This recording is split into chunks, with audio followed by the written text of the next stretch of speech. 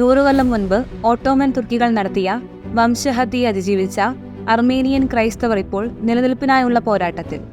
ഈ ആഴ്ചയാണ് അർമേനിയൻ വംശഹത്യയുടെ 109ാം വാർഷികം ലോകമെമ്പാടും ആചരിക്കപ്പെട്ടത്.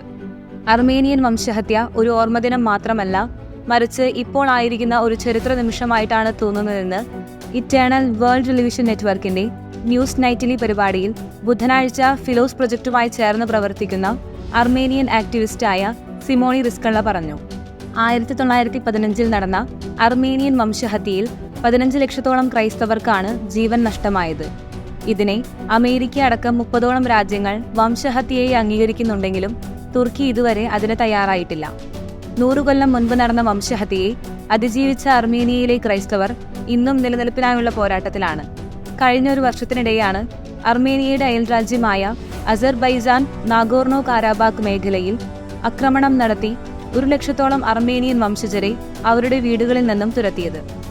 ഈ നടപടിയെ വംശീയ ഉന്മൂലനം എന്നാണ് ഏതാനും അന്താരാഷ്ട്ര നേതാക്കൾ വിശേഷിപ്പിച്ചത്.